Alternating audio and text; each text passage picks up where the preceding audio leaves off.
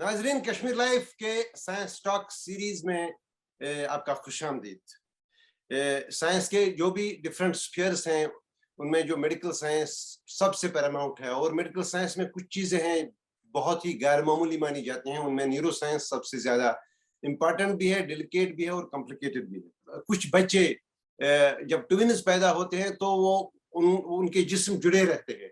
वो जो ट्विन्स होते हैं उनको बाद में सर्जिकल इंटरवेंशन से सेपरेट किया जाता है, लेकिन उन ट्विन्स में से एक मखसूस और बहुत ही कम परसेंटेज जो पैदा होती है वो सर उनका स्कल जुड़ा होता है, तो वो एक दूसरे के साथ रहते हैं, एक दूसरे से बात करते हैं, एक दूसरे को देख नहीं पाते। और इनका जो सेपरेट होना बहुत ही नाजुक मसला होता है, क्योंकि वैसे भी जो हमारा सर है वो that takes refined blood in comparison to rest of the body. So इसमें बहुत सारी नर्व्स या जो ब्लड सप्लाई का सिस्टम होता है कभी गुड़मुड़ होता है, और कुछ एक का दिमाग दूसरे के हिस्से में भी आ सकता है, तो बहुत ही कॉम्प्लिकेटेड सर्जरीज मानी जाती हैं। तो इस सिलसिले में आज हमने तकलीफ दी है डॉक्टर नूरुल ओवैस जिलानी साहब को, जो लंदन बेस्ड हैं। वहाँ एक मशहूर जो हॉस्पिटल है ग्रेट ऑरमंड स्ट्रीट हॉस्पिटल लंदन में, तो उसमें काम करते हैं काफी टाइम से। जो इन्होंने अभी तक सर्जरीज की हैं उनकी हर एक सर्जरी जो हमें रही है वो ग्लोबल मीडिया के लिए सबसे बड़ी स्टोरी रही है। तो इन्होंने काफी अभी तक ऐसे किस्म के ट्विन्स जिनके सर जुड़े हैं उनको सेपरेट किया है, और माशाल्लाह सब बिल्कुल सेहतयाब भी हुए, और उनकी जो पर्दाख्त है, जो उनकी नशोनुमा है, बहुत ही नॉर्मल अभी तक बताई जा रही है। तो डॉक्टर साहब, आपका खुशामदीद कश्मीर लाइफ के शो में। मसूद साहब, शुक्रिया, आपने मुझे आपके शो पे बुलाया। It's a pleasure to be here. तो डॉक्टर साहब, आपके जो साइंटिफिक परस्यूट्स रहे हैं वह मैं तो ये हमेशा जानता हूं कि समझता हूं जाती तौर पे कि जहाज बनाना तो बड़ी बात है, लेकिन जहाज चलाना कोई छोटी बात नहीं होती है, क्योंकि आपको फ्रैक्शंस ऑफ सेकंड्स में फैसले करने होते हैं। So you are tackling the complicated neuro surgery है। You are one of the most known faces in that sphere across the world. Start करने से पहले मैं ये जानना चाहूंगा कि आप रिसेंटली समरकंद तशरीफ ले गए थे, तो वहां अपनी तकरीर की, तो उस तकरीर के हवाले से जो मुझे लगा कि मुझे शुरू करना चाहिए उसी बात से कि जो हमारी न्यूरो सर्जरी है, specially with special reference to the paediatrics, बहुत छोटे बच्चे होते हैं, 9 माह बिल्कुल महीनों की उम्र होती है उनकी, तो इसमें जो हमारे नए गोल पोस्ट्स हैं वो क्या हैं, इट एसेंशियली पॉसिबल हो पाए, तो अभी तक हम कहाँ पहुंच गए हैं इस कॉम्प्लिकेटेड साइंस को समझने में, और हमारे नए गोल पोस्ट्स क्या है इस वक्त? जरूर जरूर मसूद साहब, ये मेरा यकीन है कि ये दुनिया की जो सारी नॉलेज है न्यूरो साइंसेस की, तो एक छोटी सी शाख है नॉलेज की, लेकिन दुनिया की जो सारी नॉलेज है ये मुख्तसर में एक है।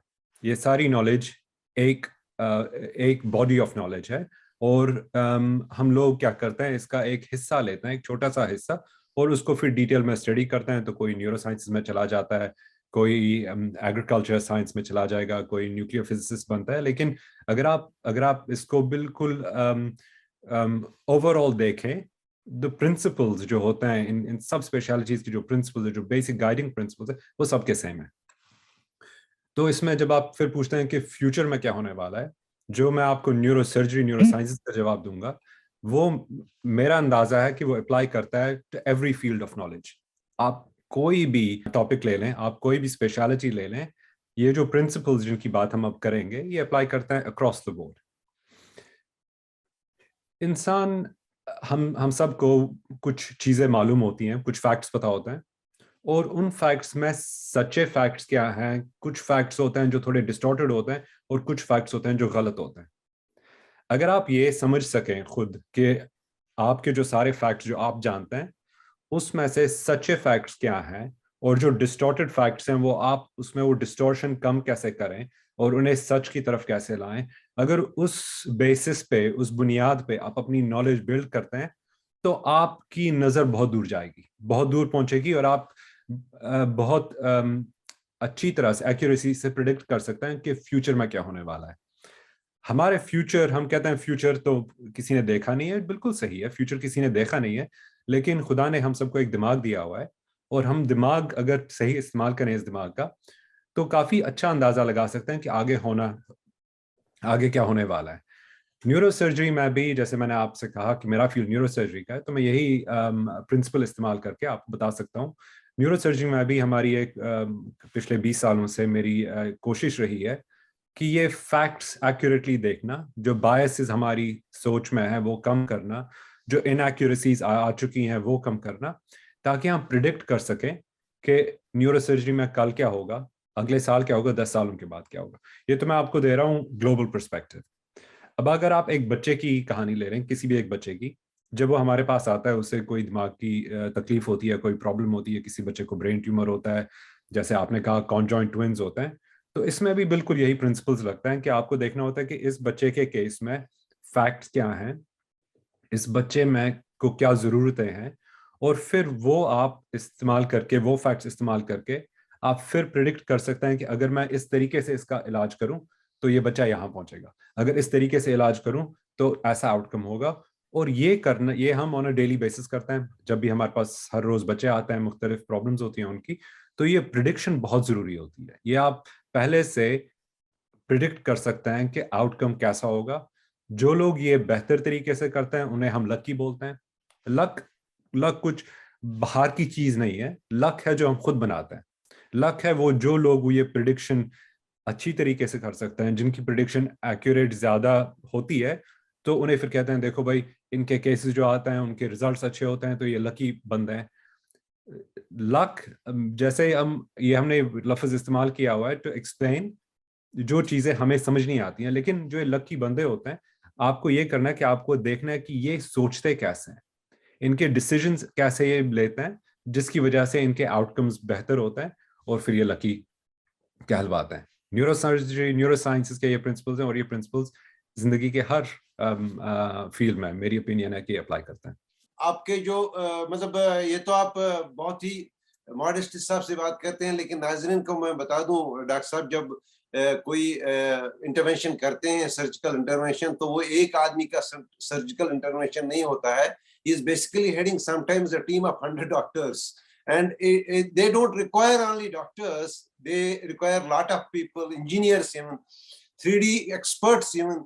तो आर्टिफिशियल इंटेलिजेंस भी इस्तेमाल होती है, तो बड़े कॉम्प्लिकेटेड प्रोसीजर्स होते हैं ये, इसीलिए तो दुनिया भर की खबर बन जाती है, चाहे बीबीसी हो, न्यूयॉर्क टाइम्स हो, या कोई और दुनिया का मीडिया हो, तो it is always desperate to cover that particular surgery. लेकिन उन सर्जरीज पर एक एक करके बात करने से पहले ये जरूर जानना चाहेंगे हम डॉक्टर साहब से कि उनकी अपनी लर्निंग कर्व जो है वो कैसी रही है, मतलब उनका जो बचपन रहा है, उनकी जो कॉलेज लाइफ रही है, और हमारे यहाँ जो लर्निंग कर्व्स की बात करते हैं हम, तो कभी जेलेबी मोड़ भी देखते हैं जहाँ बहुत सारे कर्व्स होते हैं। तो मतलब क्या बता पाएंगे डॉक्टर साहब हम हमारे नाजरीन को, आप अपनी जिंदगी के बारे में? जरूर जरूर, शुक्रिया। मेरी जिंदगी बिल्कुल वैसी है जैसे काफी कश्मीरी लोगों की जिंदगी रह चुकी है। मेरा बचपन बहुत ही खूबसूरत था, बहुत ही प्यारा था। कश्मीर में पला बड़ा मैं, स्कूल जाता था, स्कूल फ्रेंड्स थे। जैसे कश्मीर में हम पले बड़े हैं, वैसे बिल्कुल बहुत खूबसूरत जिंदगी थी हमारी। तो वो मुझे बहुत अच्छी तरह से याद है, बहुत ही खूबसूरत दिन। और मैंने काफ़ी इंटरव्यू ये दे चुका हूँ, जब मैंने इस्तेमाल किया है ये लफ्ज़ कश्मीर के लिए, अपने बचपन के लिए, जो मैंने वहाँ गुजारा। मैं 15 साल का था जब हमारी कश्मीर में हालात थोड़े चेंज हो गए, और कश्मीरियों की, वो तो मैं तो एक इंसान हूँ, लेकिन पूरे कौम की डेस्टिनी उस टाइम पे चेंज हो गई। और काफ़ी लोग कश्मीर में रहे, और उन्होंने कोशिश की अपनी ज़िंदगी वहाँ कश्मीर में आगे बढ़ाना, चलाना, और काफ़ी लोग बाहर निकल गए। लेकिन इसमें एक बात है, जो जहाँ तक मैं अपनी बात कर सकता हूँ, और मुझे यकीन है कि मैं सब कश्मीरियों के लिए बोल रहा हूँ, जो जो कश्मीरी बच्चा, जो जो कश्मीरी इंसान उस वक्त कश्मीर से निकला, उसने कश्मीर का एक छोटा सा हिस्सा अपने साथ ले लिया। तो मैं यहाँ आ गया, इंग्लैंड आ गया। मेरी यहाँ एक मासी और एक फूफी वो रहते थे और उनकी फैमिलीज रहती थी, तो थोड़ी फैमिली थी मेरे पास यहाँ। तो मैं यहाँ आ गया और मैंने अपनी एजुकेशन यहाँ कंटिन्यू की कश्मीर छोड़ने के बाद। लेकिन वो कश्मीर से, उस कश्मीरी को कश्मीर से अलग करना, अब काफ़ी टाइम हुआ है तब से, लेकिन काफ़ी ट्रॉमेटिक एक्सपीरियंस थी, काफ़ी मुश्किल एक्सपीरियंस थी मेरे लिए। छोटा था मैं, और मेरे अपने माँ बाप, मेरी अपनी फैमिली, वो सब कश्मीर में ही रहे। मैं अकेला एक लड़के को कश्मीर से बाहर भेज दिया गया उस वक्त। तो उस जब ऐसा हादसा जिंदगी में होता है तो अक्सर सवाल, इंसान अपने से सवाल पूछता है कि इस जिंदगी का मकसद क्या है। मैं तो अभी तक तो मुझे ये जिंदगी मालूम थी बागों की, फूलों की, मैदानों की, गुलमर्ग की, लिदर की, श्रीनगर के बागों की, चिनार दरख्तों की जिंदगी मालूम थी मुझे, और वो सब एकदम खत्म हो गई। और माँ बाप मेरे, मेरी फैमिली जो कश्मीर में थे, वो सब कश्मीर में ही। तो मुझे तो ये सवाल फिर उठा कि इस जिंदगी में मकसद क्या है, हम इस जिंदगी में आए किस लिए। इसका जवाब मेरे पास नहीं है अभी भी, लेकिन उस वक्त मैंने फोकस किया। मैंने कहा ठीक है, इस एक सवाल का जवाब मुझे नहीं मालूम है, लेकिन मैं अपनी सारी एनर्जी, जो मुझे तकलीफ हुई थी, जो मुश्किलें हुई थी अपना घर छोड़ के, ये सारी एनर्जी मैं फोकस करता हूँ कि इस दुनिया को बेहतर बनाने के लिए। अब दुनिया तो बड़ी है, दुनिया को बेहतर कैसे बनाए, मैं पूरी दुनिया पे वो भी फोकस नहीं कर सकता हूँ, लेकिन ऐसा कर सकता हूँ कि एक एक इंसान एट अ टाइम, एक बच्चा एट अ टाइम। चले मैं इस बच्चे पे फोकस करता हूँ, अपना पूरी एनर्जी इस बच्चे पे फोकस करता हूँ, इस बच्चे को कैसे बेहतर करें, इसका इलाज कैसे करें। तो वो मोटिवेशन रही। मैं यहाँ आके काफ़ी मेहनत की, स्कूल में पहले, मेडिकल स्कूल में पहले, और ये बच्चों के साथ मैं हमेशा काम करना चाहता था, क्योंकि ये बच्चों की जिंदगी बेहतर करके शायद मुझे इसमें लगता था जैसे कि जो मेरा अपना बचपन मेरे से छीना गया, एक हिसाब से मेरे से लिया गया, वो बचपन बाकी बच्चों को, उनका बचपन अगर अगर हम प्रिजर्व करके दे सकें, तो ये मैं करना चाहता हूँ। तो शुरुआत वैसे हुई। फिर किस्मत ने भी काफ़ी साथ दिया। मेहनत तो की मैंने, लेकिन किस्मत ने भी साथ दिया। जहाँ जैसे जो टीचर्स मुझे यहाँ मिले, उन्हें काफ़ी मोटिवेट किया, उन्हें काफ़ी एनकरेजमेंट दी। उनने, आई गेस उन्हें देखा कि बच्चे में टैलेंट है, बच्चा मेहनती है, तो उन्हें भी काफ़ी काफ़ी सपोर्ट करके आस्ता आस्ता मैं आगे आगे चलता गया। मेडिकल स्कूल पहुंचा, वो कंप्लीट किया। न्यूरो सर्जरी का शौक था बचपन से, तो फिर न्यूरो सर्जरी में चला गया और पीडियाट्रिक न्यूरो सर्जरी कंप्लीट मैंने कर ली। जो ये अस्पताल जहाँ मैं काम, जो आपने कहा ग्रेट ऑर्मोंड स्ट्रीट अस्पताल, वहाँ मुझे 22 साल हो गए। तो जब मैं वहाँ पहले आया, यंग आदमी था मैं उस वक्त, तो उस वक्त मैंने बिल्कुल, मुझे लगा कि वो जो मुझे अपने घर की तलाश थी, जो मैं अपने घर से बचपन में बिछड़ा हुआ था, जो मैं घर की तलाश थी, वो मुझे थोड़ा महसूस हुआ। वैसी फीलिंग उस अस्पताल में मुझे महसूस हुई, क्योंकि वहाँ मैंने देखे काफ़ी बच्चे, काफ़ी माँ बाप आ रहे हैं उम्मीदें लेके, बीमार बच्चे हैं, और उन बच्चों को ठीक करना। तो उस वक्त मैंने ये तय कर लिया था 22 साल पहले कि बस मैं इसी अस्पताल में रहना चाहता हूँ, और आस्ता आस्ता एक एक करके इन बच्चों की मदद करना चाहता हूँ। तो शुरुआत वहाँ से हुई। फिर 22 सालों में अल्हम्दुलिल्लाह काफ़ी केसेस आए, मुश्किल केसेस आए, उससे सीखते गए, और मेरी टीम बड़ी होती गई। और जैसे आपने बोला है, शुरू में तो पहले सिर्फ सर्जिकल टीम थी, नर्सेज, सर्जन्स और बाकी डॉक्टर्स, लेकिन पिछले 15 सालों में हमारी टीम काफ़ी बड़ी हो गई है। अब कंप्यूटर स्पेशलिस्ट भी हमारे पास काफ़ी हैं, इंजीनियर्स भी काफ़ी हैं, एआई भी इस्तेमाल करते हैं। और हमारा फोकस ये है कि जैसे मैंने आपसे कहा कि the best course of action कौन सा रहेगा किस बच्चे के लिए।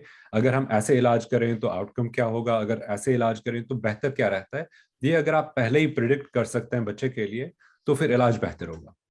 ये जो आप कॉन्जॉइंट ट्विन का एग्जांपल दे रहे हैं, अल्हम्दुलिल्लाह हमने 6 केसेस किए हुए हैं। लास्ट केस मैं 2 हफ्ते पहले करके आया हूँ। ये 6 केसेस किए हुए हमने। इसमें ये प्रिडिक्शन की काफ़ी ज़रूरत है, क्योंकि काफ़ी केसेस ऐसे हैं जो कि आप अटेम्प्ट करने नहीं चाहिए। अगर आप करेंगे तो ऑलमोस्ट सर्टेनली एक या दोनों बच्चे गुजर जाएंगे।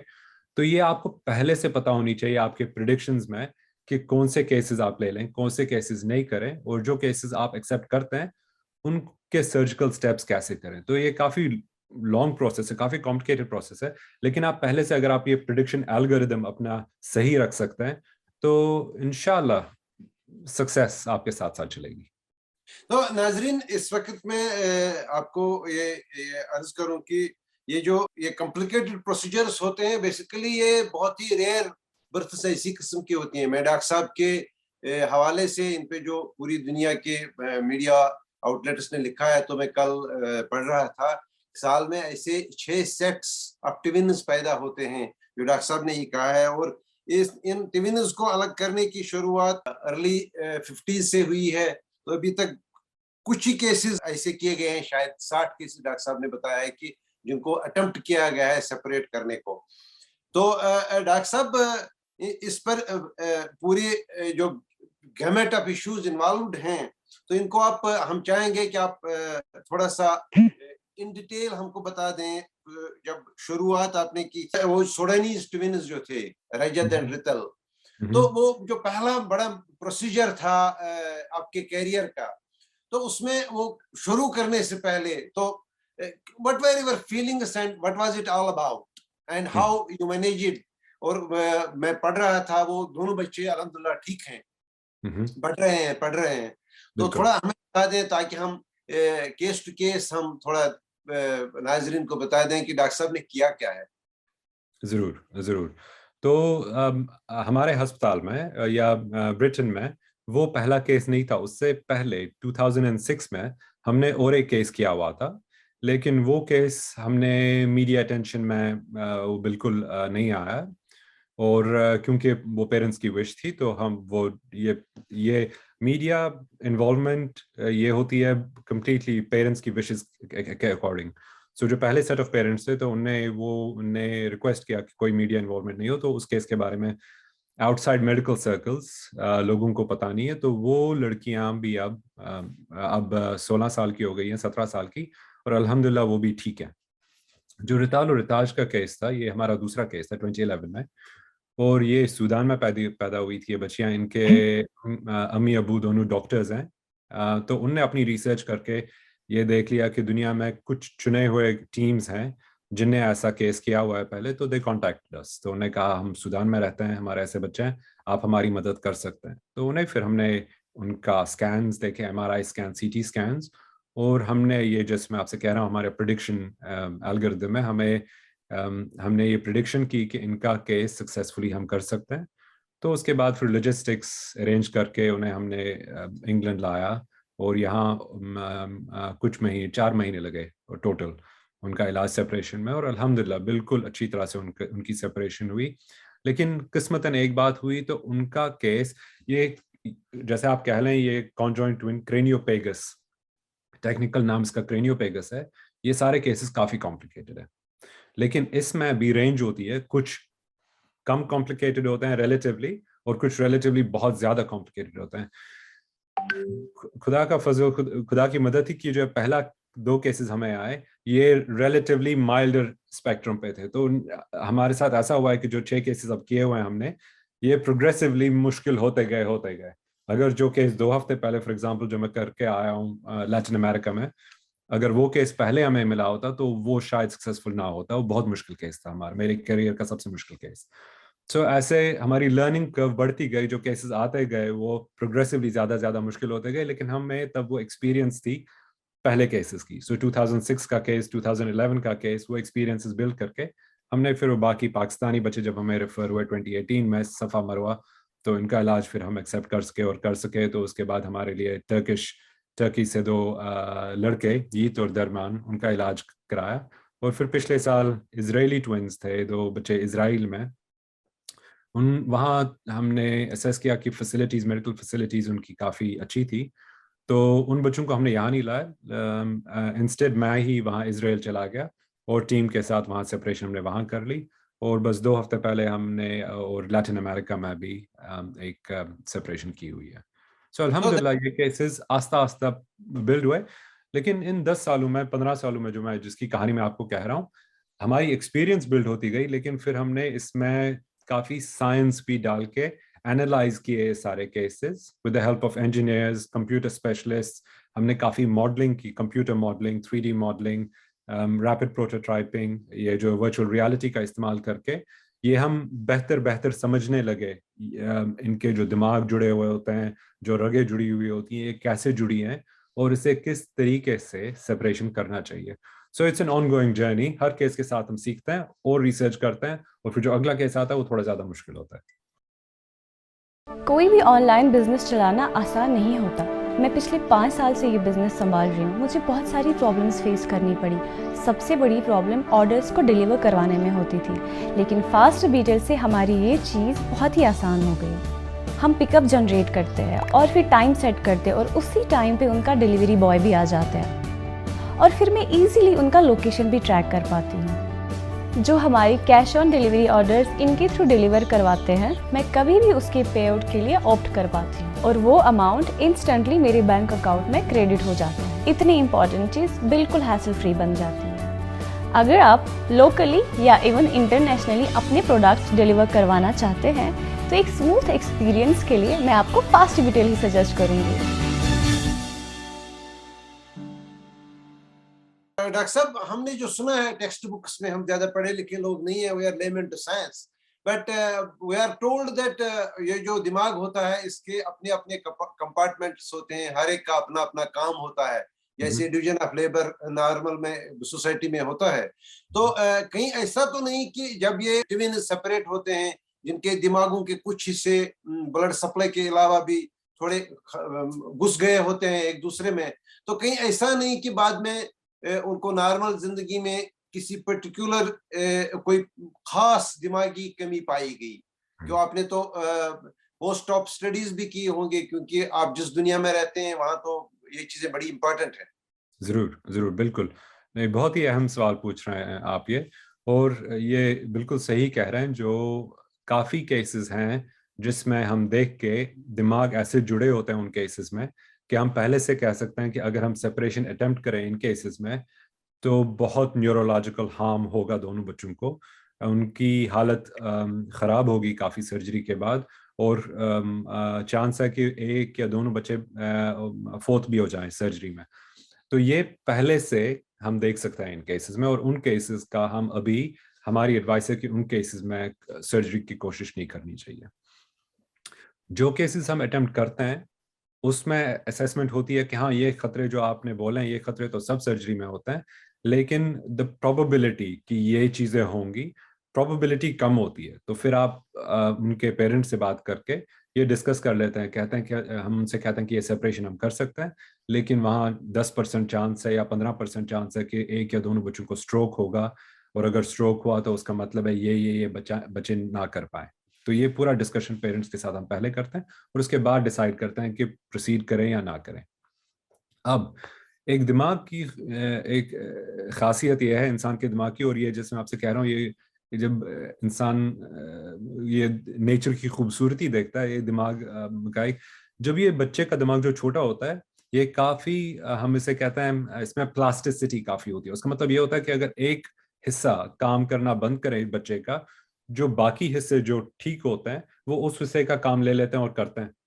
तो आप छोटे बच्चों में एट ए यंग एज अगर काफी बड़ा सदमा दिमाग के एक हिस्से को पहुंचता है, तो the rest of the brain, बाकी जो दिमाग ठीक होता है, वो उस हिस्से का काम कर लेता है। तो फिर अगर आप उस बच्चे को देख लें, उसमें आप कोई बाहर से कोई डिफेक्ट्स नहीं देखते हैं। वो बच्चा चल पाता है, नॉर्मली खेल पाता है, खाता है, पढ़ता है। सो फंक्शनली बाहर से वो बच्चे सब कुछ कर सकते हैं, लेकिन लाजमी है कि वो जो इंजरी ब्रेन को हो, वो जितनी कम एज पे हो सकती है उतना बेहतर है आउटकम के लिए। अब अगर आप वही इंजरी आप एक एडल्ट को दें, या बड़े बच्चे को, जैसे 10 साल के बच्चे को या एक एडल्ट को वो इंजरी दें, तो उसमें फिर वो जो बाकी दिमाग होता है वो कोप नहीं कर पाता। सो ये काफी इंपॉर्टेंट फैक्टर है कि जो ये हम सर्जरी करते हैं इन बच्चों में, ये होनी चाहिए प्रेफरेबली अंडर एज 1 ईयर, क्योंकि उसमें हमें मालूम है कि थोड़ा सा ट्रॉमा तो होगा दिमाग पे, लेकिन एट दैट एज वो बच्चे दोनों कोप कर पाएंगे, और जो बाकी दिमाग है उनके बगैर।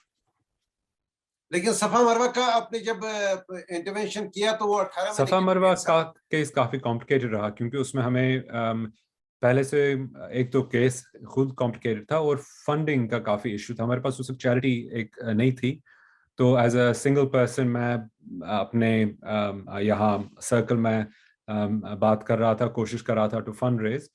तो वो काफ़ी मुश्किल हुआ, उसमें काफ़ी टाइम लगा वो फंड रेज करने में, तो उसमें डिलेज काफ़ी हुए।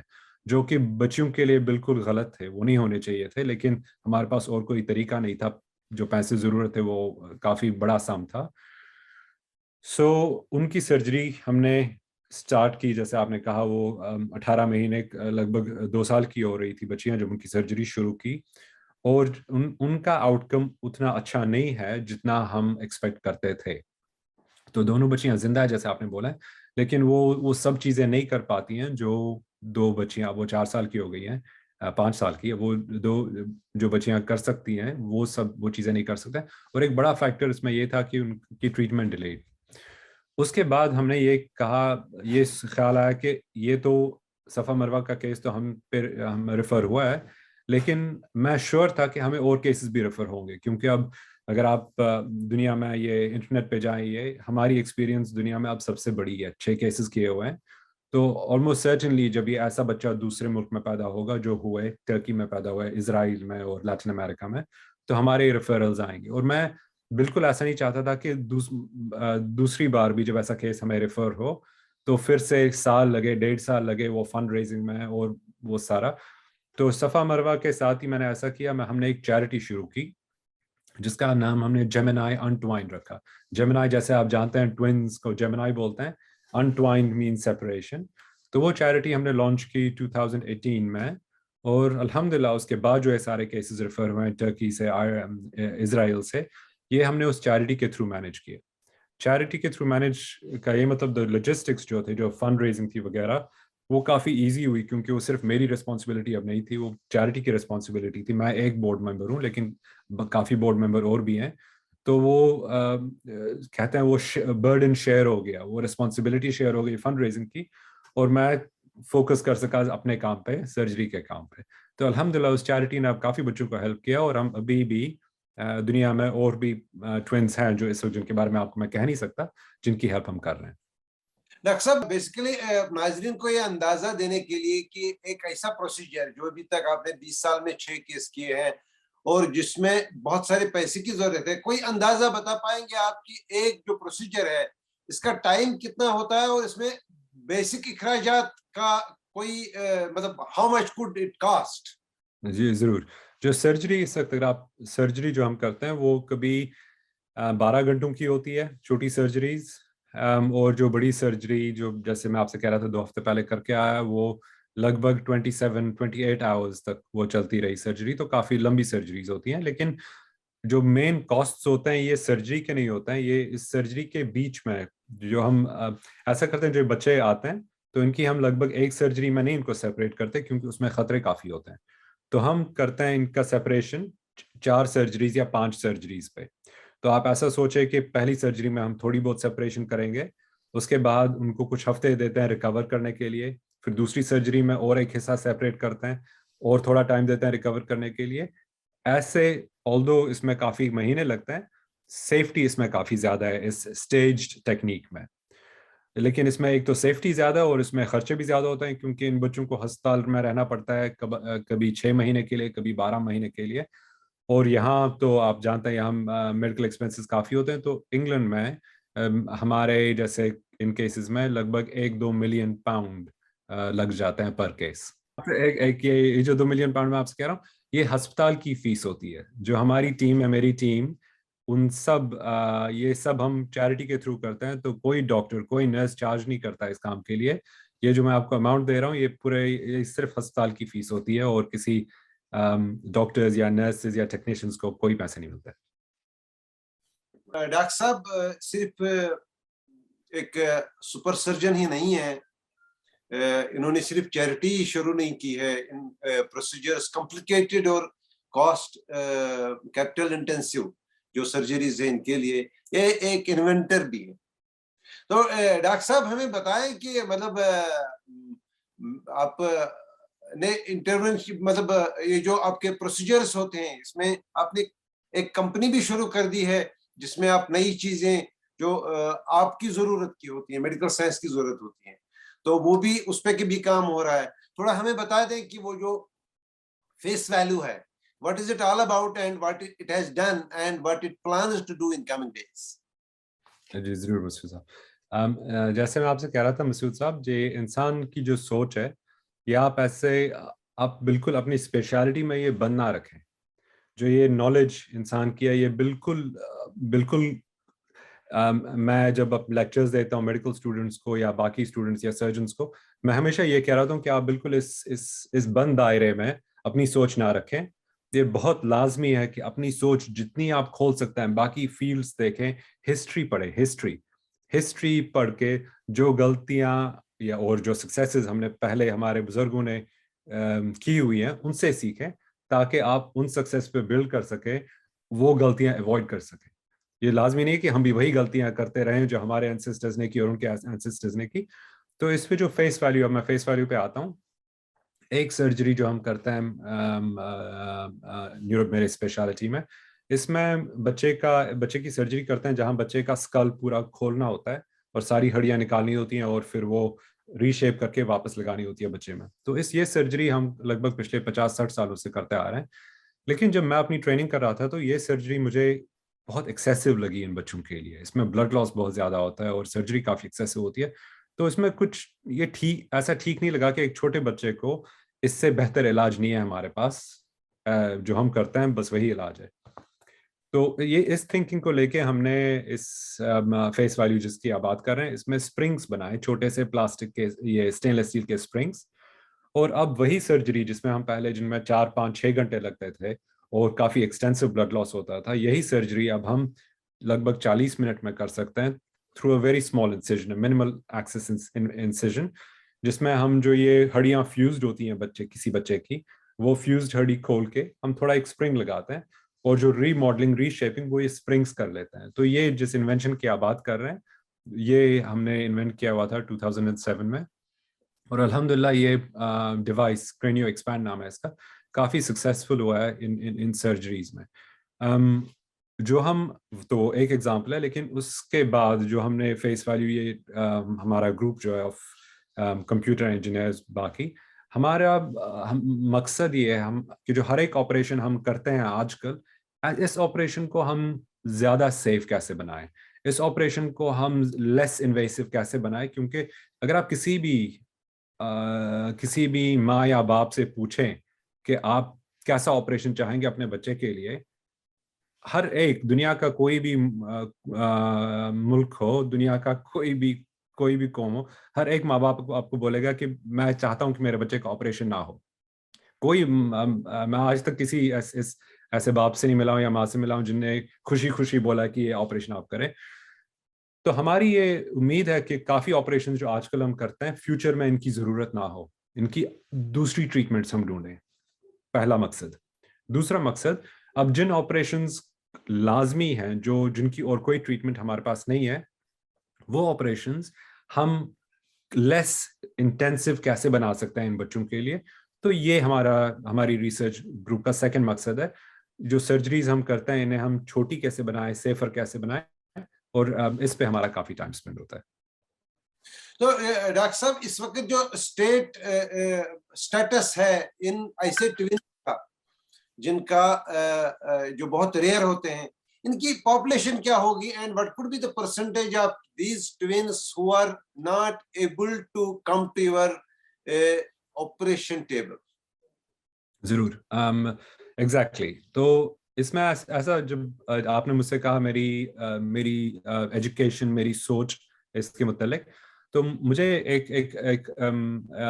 हमारा अंदाजा है कि दुनिया में हर साल लगभग 10 ऐसे सेट्स ऑफ ट्विन्स पैदा होते हैं जिनकी सर्जरी कर सके, 10 सेट्स। अब हमारे अस्पताल में हम हर साल लगभग 1 कर रहे हैं, या बाकी अस्पताल में 1 सर्जरी। तो ये सवाल उठता है कि उन बाकी 9 सेट्स, उन बाकी 18 बच्चों का क्या होता है।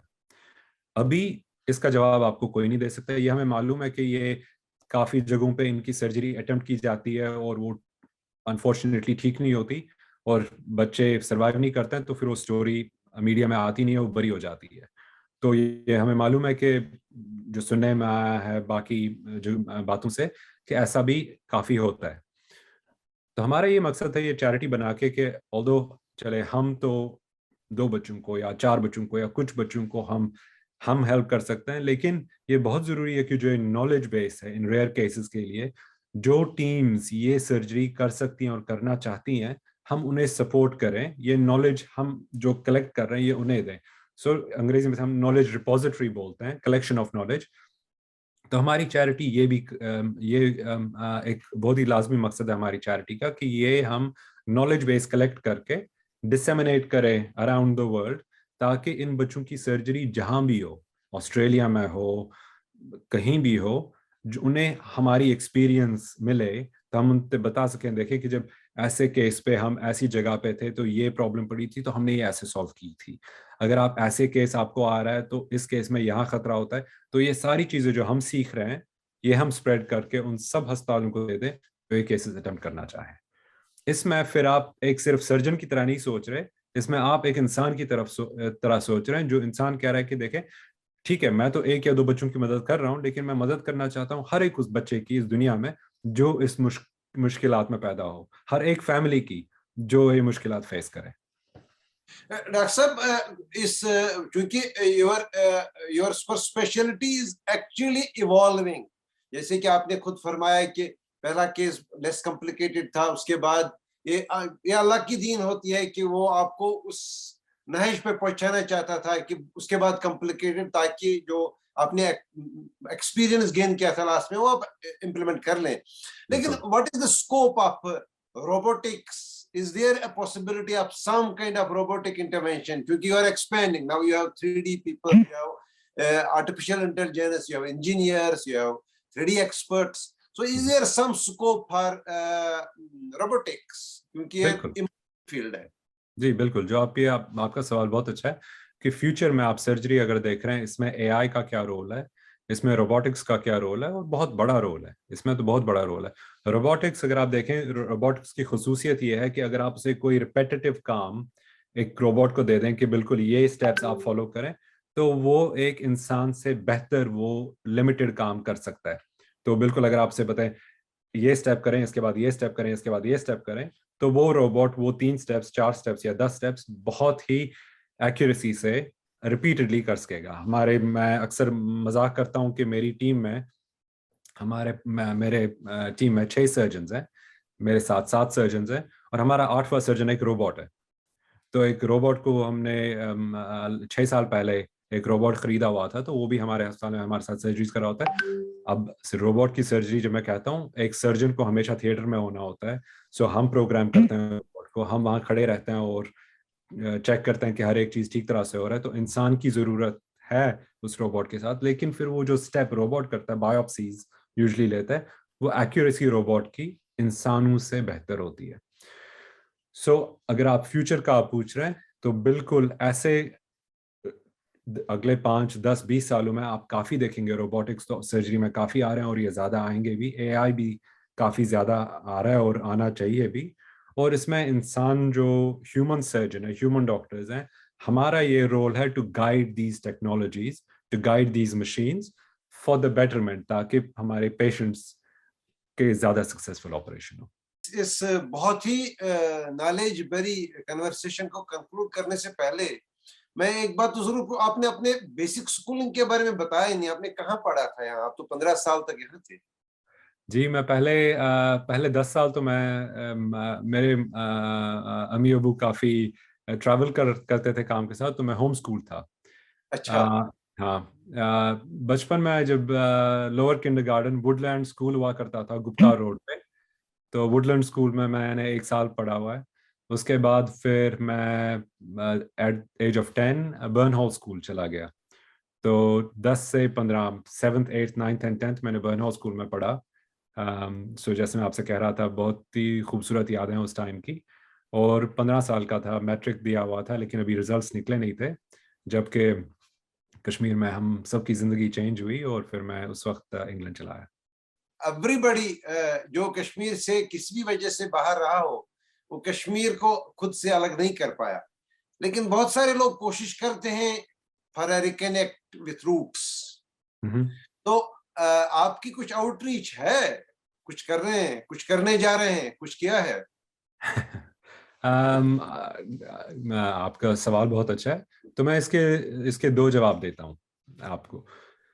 कश्मीर में तो मेरी कुछ फैमिली है, मेरे चाचा मामू, मेरी मासियाँ और पुफियाँ भी हैं कश्मीर में, तो कश्मीर के साथ कनेक्शन है अभी भी मेरा। और उसके अलावा कुछ फ्रेंड्स जिनके साथ मैं पला बड़ा, वो कश्मीर में काफ़ी सक्सेसफुल करियर्स उनके हैं, अच्छा काम कर रहे हैं, तो उनके साथ भी कनेक्शन है। तो वो जवाब है at a more human level. लेकिन मैं आपसे ये हर एक कश्मीरी से मैं कहना चाहूँगा, हर एक इंसान से ये कहना चाहूँगा, जो ये कश्मीर, जो हम कश्मीर कहते हैं, ये कश्मीर है क्या? ये एक जगह नहीं है। मेरे मेरे अंदाज़े से कश्मीर एक जगह नहीं है, ये कश्मीर एक जज़्बा है, एक ख़याल है। आप मेरी बात समझ रहे हैं? मैं कश्मीर से 32 इयर्स पहले निकला हुआ हूँ, लेकिन कश्मीर हमेशा मेरे साथ है।